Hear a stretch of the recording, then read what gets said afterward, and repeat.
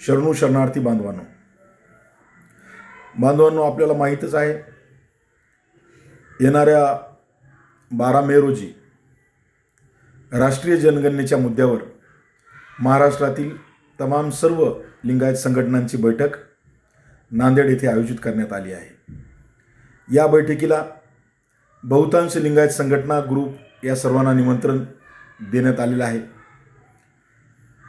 जरी काही नजर चुकीने अनावधानाने एखाद्या संघटनेला एखाद्या ग्रुपला निमंत्रण पोचलं नसेल, तरी या व्हिडिओच्या माध्यमातून त्या सर्वांना माझं आव्हान आहे की लिंगायत समाजाचं चळवळीचं काम आहे.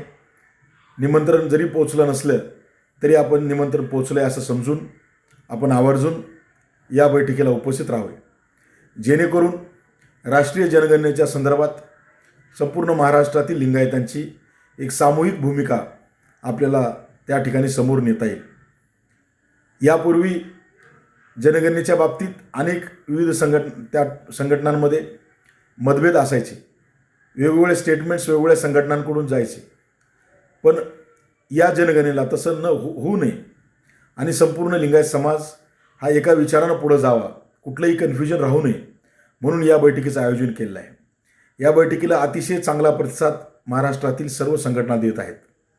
बहुतांश संघटनांनी निमंत्रण स्वीकारलेलं आहे आणि त्यांनी येण्याचं कबूल केलं आहे.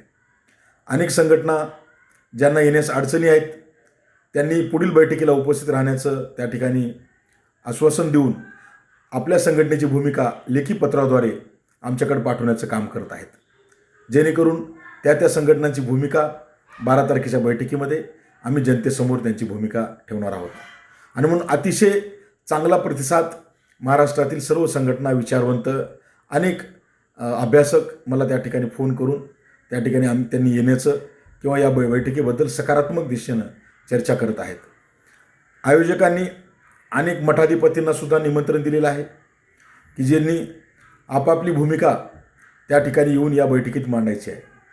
आणि आम्ही सर्वांना आवाहन केलेलं आहे की ज्या संघटना असतील, विचारवंत असतील आणि कोणी असेल ज्यांना या ठिकाणी भूमिका मांडायची आहे, त्यांनी आपल्या पुराव्यासह या बैठकीला उपस्थित राहायचे, जेणेकरून केवळ भाषणं, केवळ चर्चा, वादविवाद न होता ठोस मुद्द्यांवर पुराव्याच्या आधारावर त्यामध्ये सरकारी गॅजेटियर्स असतील, सरकार शासन दरबारी असलेल्या नोंदी असतील किंवा ऐतिहासिक ब्रिटिशकालीन किंवा अन्य पुरावे असतील, या सर्व पुराव्यांसह आपल्याला त्या ठिकाणी चर्चा करायची आहे, जेणेकरून समाजाला निश्चित अशी दिशा या बैठकीमध्ये मिळेल असा प्रयत्न आयोजकांचा आहे.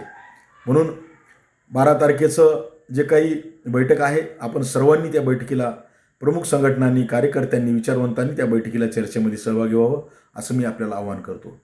त्याचबरोबर आयोजकांनी पूर्वीचा जो शासकीय विश्रामगृहातील सभागृह या बैठकीसाठी निश्चित केलं होतं, पण आपल्या सगळ्या महाराष्ट्रातून आणि सर्व प्रमुख कार्यकर्त्यांकडून मिळणाऱ्या प्रतिसादामुळे त्या ठिकाणचं सभागृह अपुरं पडतं आहे असं जेव्हा लक्षात आलं, तेव्हा त्या बैठकीचं 12 तारखेच्या बैठकीचं स्थळ बदलण्यात आलेलं आहे. नवीन स्थळ हे चैतन्यनगर येथील, नांदेड शहरातील चैतन्यनगर येथील शिव मंदिराच्या मंगल कार्यालयामध्ये त्या ठिकाणी ही बैठक पार पाडणार आहे.